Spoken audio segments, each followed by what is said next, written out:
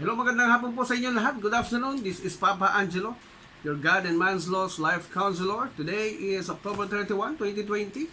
Ito po ay may kinalaman sa desisyon ng Korte Suprema tungkol sa isang VAUSI case or violence against women and children na kinaso sa isang husband na sinustain ng Supreme Court ang desisyon ng trial court na nahatol na 8 taon sa kanya. 6 months na minimum at 8 taon na hatol na pagkakabilanggo. So ito po ay naibalita noong October 27, 2020 sa GMA News Online. So ang sabi po doon, ang psychological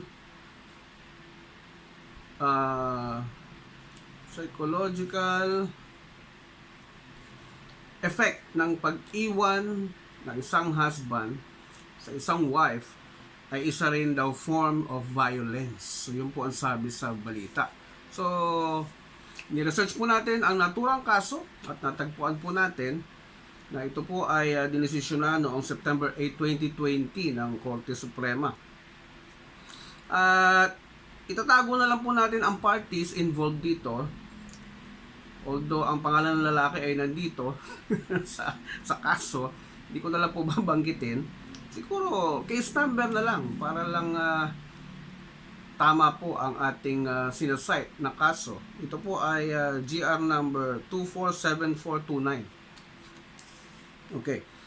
Ito po ang kaso na inakyat sa Supreme Court dahil sa hatol ng RTC na noong September 2007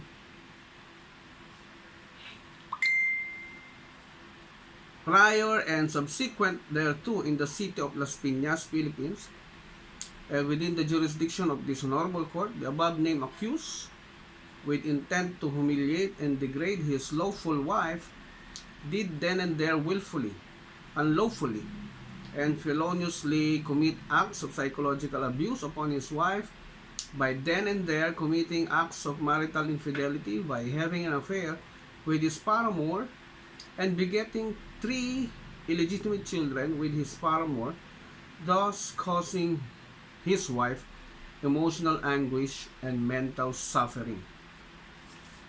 So ito po ang kasong sinampa sa kanya ng kanyang asawa na Republic Act number 9262 or the Anti-Violence Against Women and Their Children Act of 2004. So nung siya ay na-arraign ng korte, ang husband ay nag-plead not guilty to the charge. Now, sa kaso ng kanyang wife, nagpresenta siya ng 3 testigo, witnesses. Siya mismo at isang kaibigan at isang doktora o doktor niya na kinukonsulta ng wife sa tuwing siya ay depressed. So, okay. Sabi ng RTC,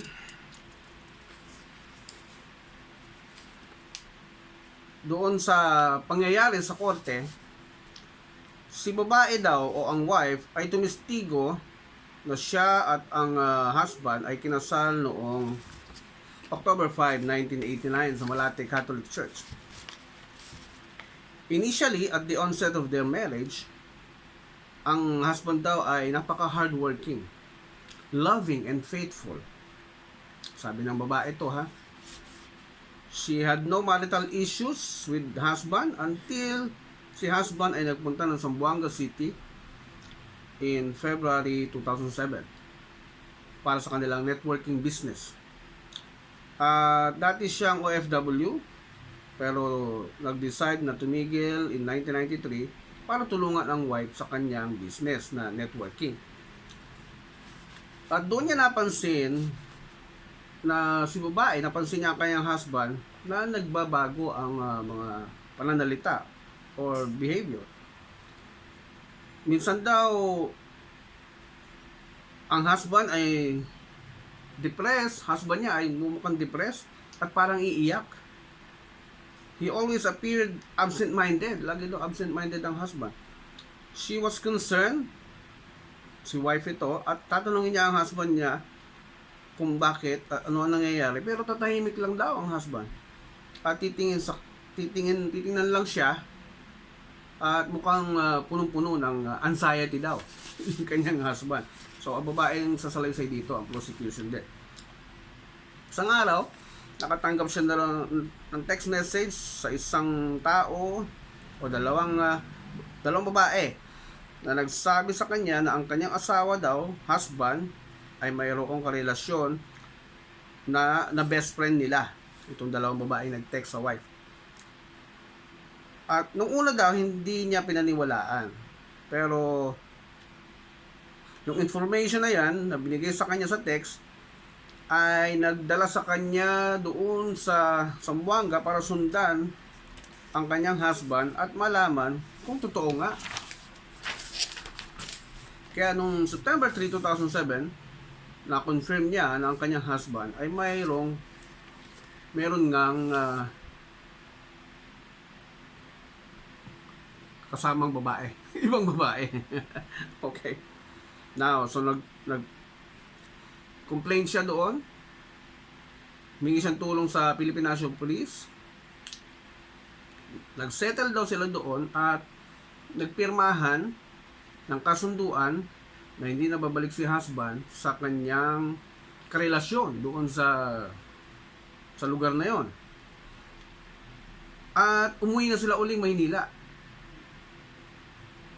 Kaya lang, for a short time lang. Nagsama sila uli pero maiksing panahon lang daw. Without saying a word,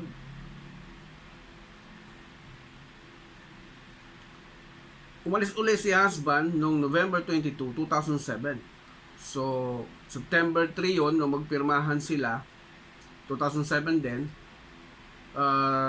Noong November 22, 2007, umalis na naman si husband nang walang paalam. So, hinanap niya ang husband niya. Humingi siya tulong sa NBI. At nalaman niya na bumalik uli sa kanyang karelasyon si husband. Alam niyo, itong kaso na to, although mahaba, ang kabuuan nito ay lahat ng effort na ginawa ni wife para hanapin ang kanyang husband ay nilista niya, no? Sinulat niya lang. Pati yung kanyang mga ginastos sa pagpapa-check up, etc., yung kanyang mga biyahe. So, malaki na rin ang kanyang mga efforts na ginawa para hanapin ang kanyang husband. Tapos, nung nagdemanda na siya dahil hindi niya nakaya ang kanyang dinadalang depresyon, sinampa niya ang kaso sa korte at pinasagot si husband. So, sabi ni husband, siya lang, no? Sarili niya yung kanyang ebidensya, yung witness, siya mismo.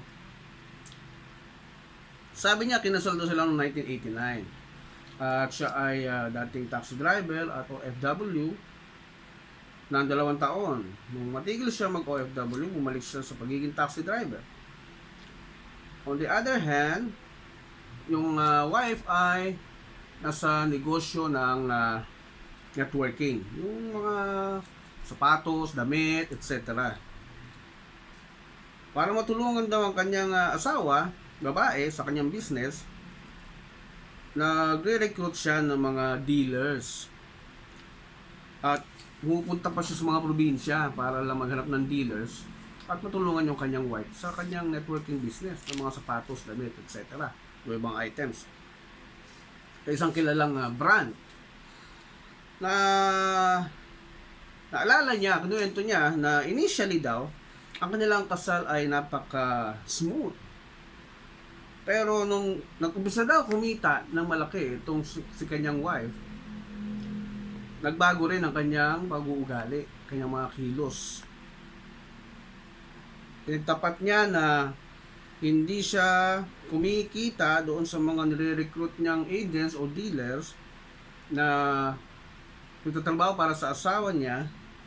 Lahat daw ng komisyon ay nagpupunta direkta sa kanyang asawa, sa account ng asawa niya, babae. Kinuwento rin niya na nung nasa probinsya siya, Cagayan de Oro, para ma-recruit ng mga ahente sa kanilang business, sinabihan siya ng kanyang asawa, babae, na na-stroke ang kanyang kapatid, no? Na-stroke daw ang kanyang kapatid na babae. So, nadismaya ang husband nung malaman niya na hindi man lang nag-alok daw ng tulong ang kanyang wife doon sa kapatid niya nagkasakit na lumapit, na na-stroke. Sabi ng wife, wala naman akong pera, wala naman akong nakatabi para ipanghiram sa kanya. Yun ang sabi ng wife daw niya. So nasaktan siya doon at nakakalungkot, namatay yung kanyang kapatid, no? Yung na-stroke na kapatid ni husband. Tumistigo siya na noong 2007, ang kanyang relasyon sa kanyang asawa ay nanlamig, tumamlay, nawalan siya ng gana daw. At madalas, mas pinaniniwalaan ng wife niya ang mga chismis at inaakusahan siya na nambababae. Tinanggi niya na may karelasyon siyang iba. Pero inamin ni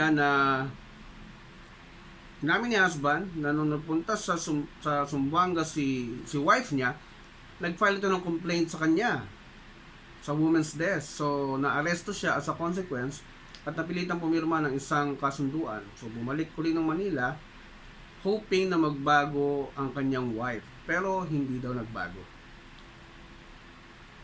After a month, tumawag siya sa isang kaibigan para bumili uli ng ticket pabalik sa Zamboanga. Iniwanan niya ang kanyang asawa dahil hindi na niya matiis o matagalan ang mga attitude nito sa kanya. At tinanggi rin niya na meron siyang mga anak sa kanyang karelasyon na babae. So, dinesisyon na po ito ng RTC. At ito po ang sabi ng RTC. Wherefore, in view of the foregoing, the court finds accused husband beyond reasonable doubt or guilty beyond reasonable doubt for violation of Section 5I of Republic Act 1962 and hereby imposes an indeterminate penalty of imprisonment for 6 months and 1 day of prison correctional as its minimum to 8 years and 1 day of prison mayor as its maximum. In addition to imprisonment, accused shall pay a fine in the amount of 100,000 pesos and to indemnify the private complainant moral damages in the amount of 25,000 pesos. The period during which accused has remained under detention shall be credited to him in full, provided that he complies with the terms and conditions of the city jail. Let a copy of this decision be furnished the prosecution, the private complainant, the accused, as well as his counsel for their information and guidance. So ordered.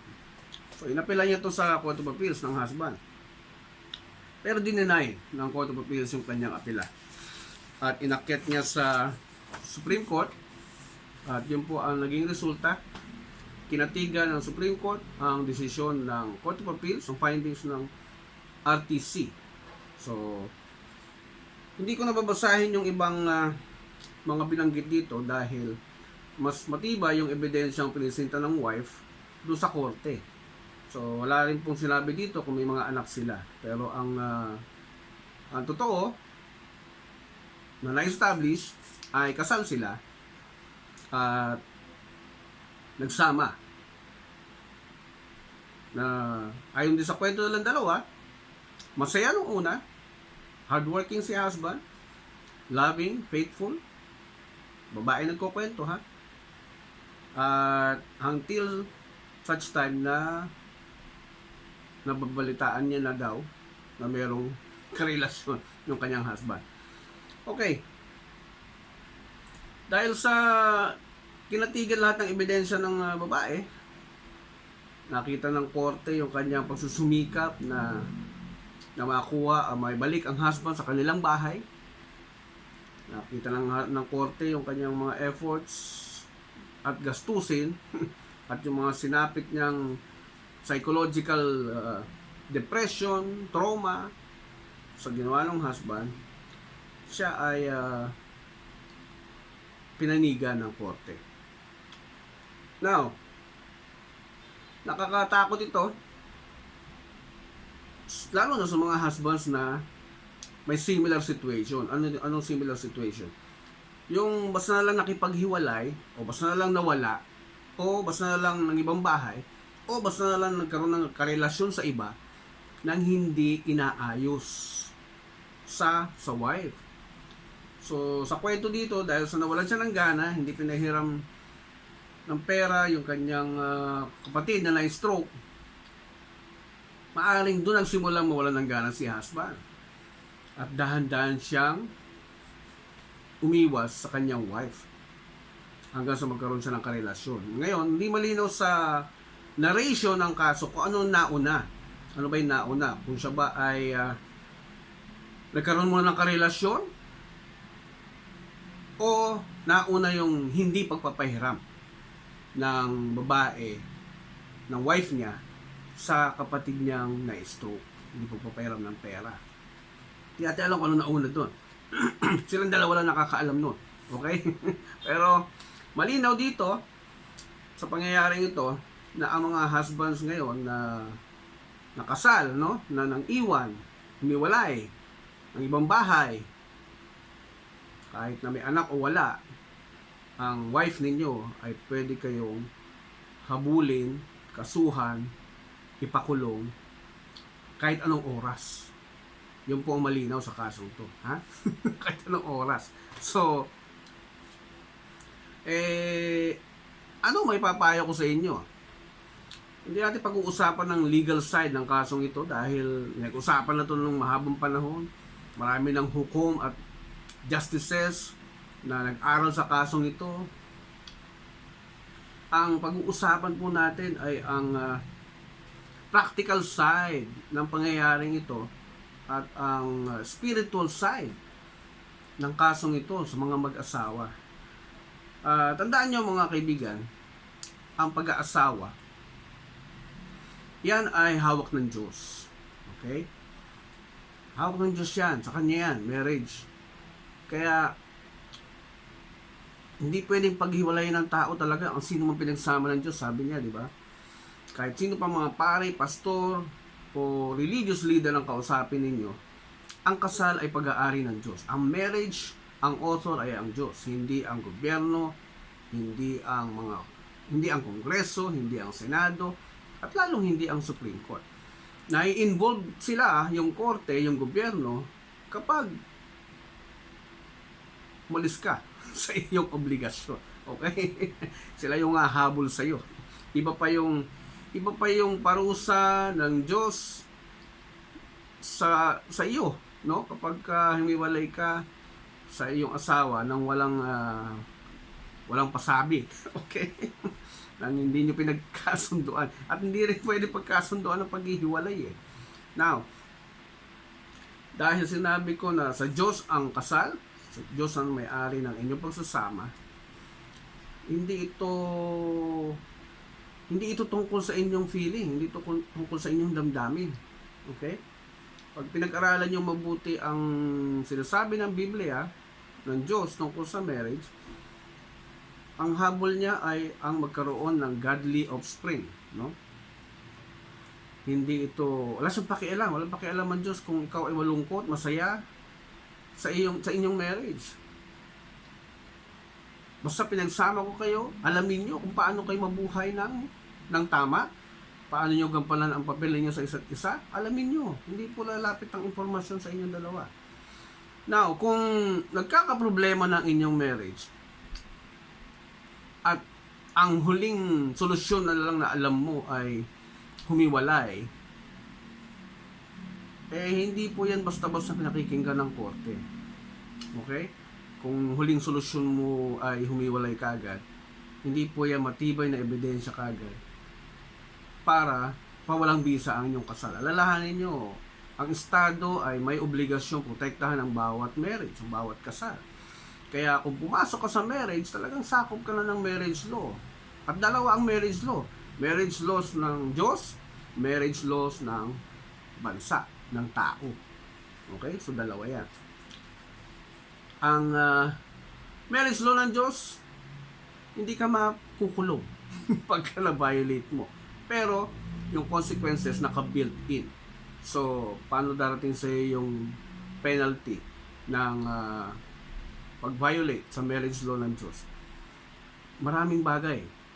Pwede niya ibigay sa yung penalty na yan. Maaaring ilang taon ka lang magtatrabaho pero hindi ka makakaangat sa buhay kahit anong hirap ang gawin mo, kahit anong pagsisikap gawin mo.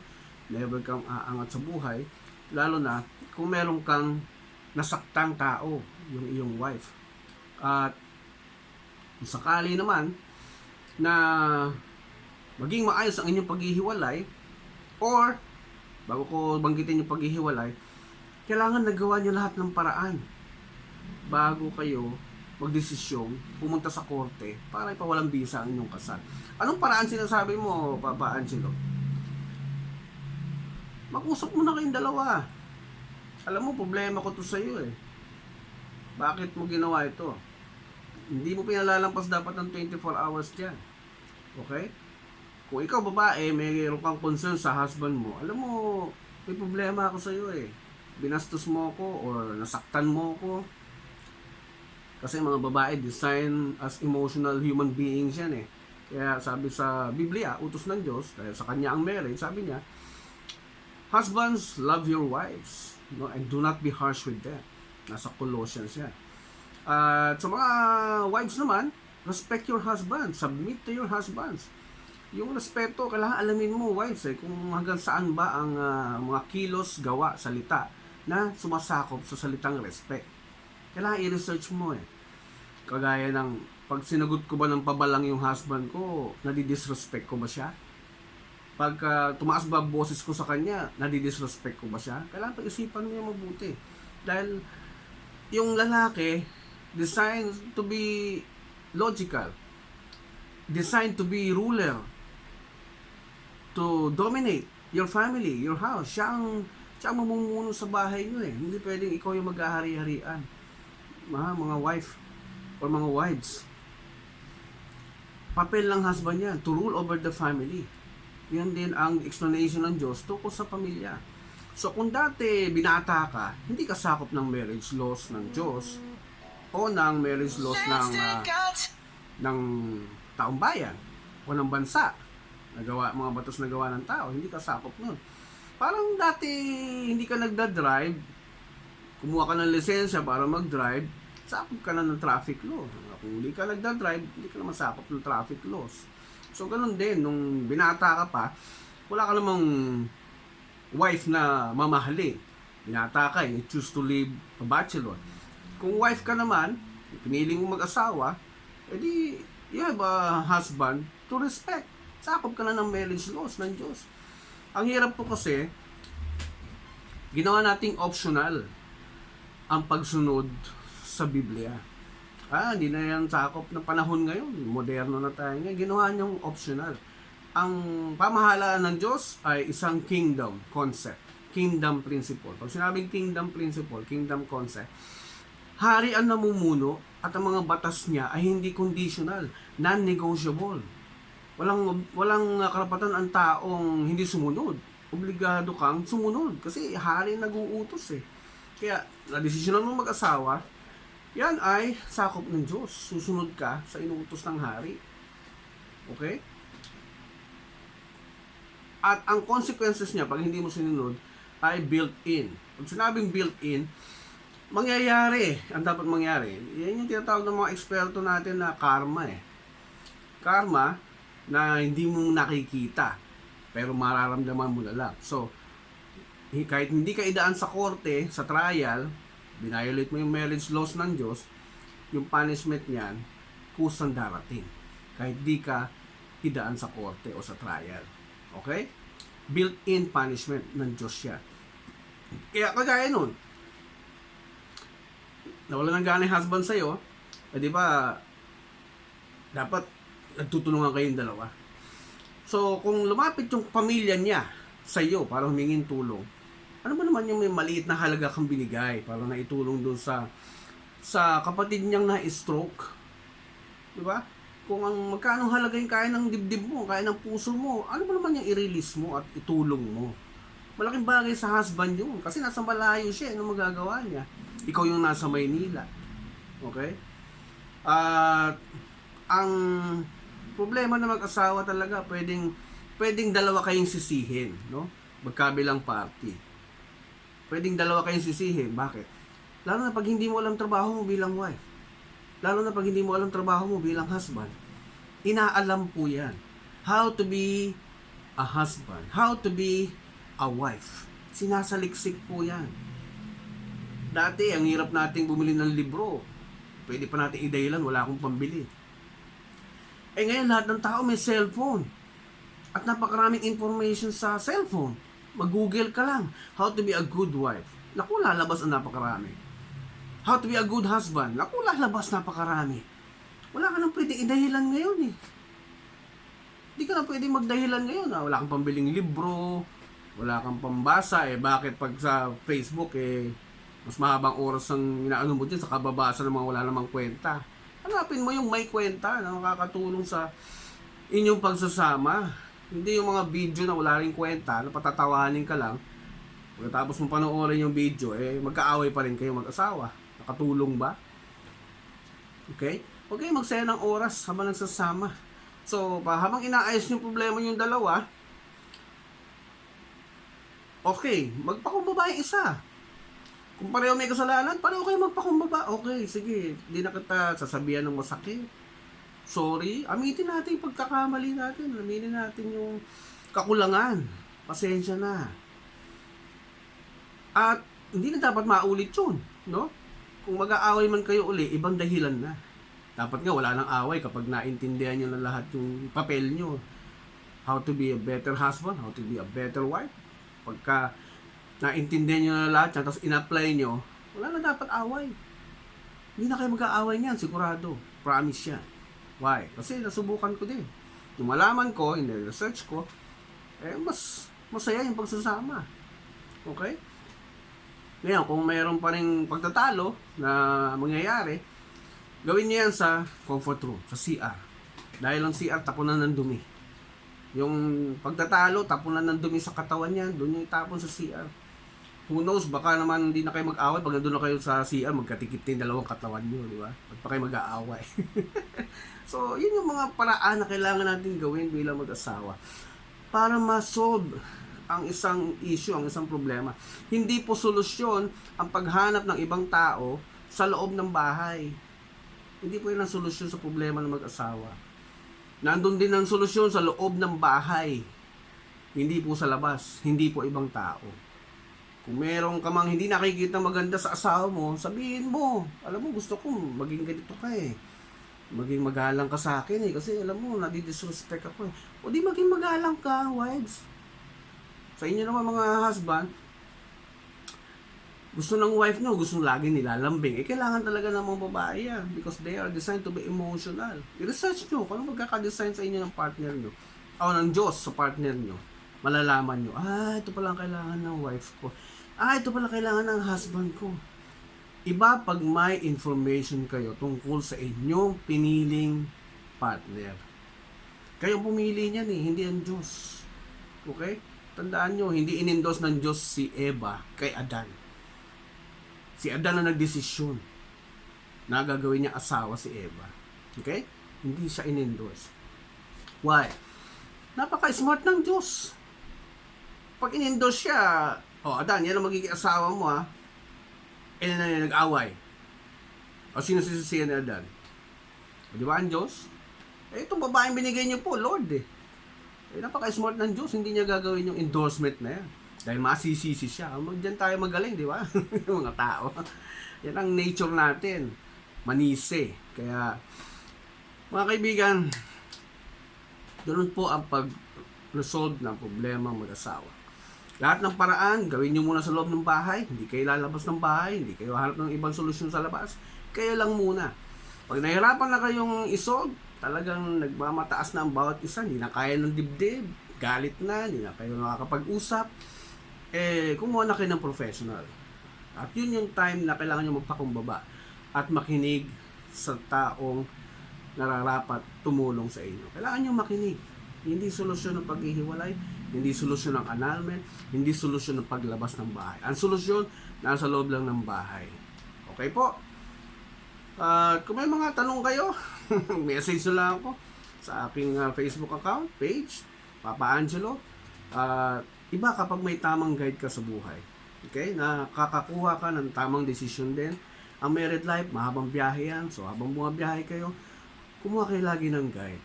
Okay? Sa pagbabiyahe nga, di ba, sinisiguro nyo rin kung nasa tamang kalye ba yung dinadaanan ninyo. Dapat yun din gawin nyo. Parang biyahe din ng buhay ang pagsasama. In the middle of your marriage, may problema. Nasa tama na ba tayo? Nasa tama pa ba tayo? Tama pa ba itong ginagawa natin? Tama pa ba itong sinasabi natin sa isa't isa? Alamin nyo. Okay? Kaya, ang buhay daw ay nasisira dahil sa pagiging ignorante. Diyos namin sabi niya, my people are destroyed because of ignorance. Hosea chapter 4 verse 6. Yun po ang dahilan. Dahil sa pagiging ignorante natin, maraming pamilya ang nasisira. Kaya, yun lang po ang aking may iwan sa inyo. Sana nakatulong po itong pag-uusap na ito sa inyong mga mag-asawa ngayon na problema sa kanilang relasyon, sa pagsasama. Nandito lang po ako, Papa Angelo, your God and Man's Laws Life Counselor. Maraming salamat po at mabuhay po tayong lahat. Bye-bye!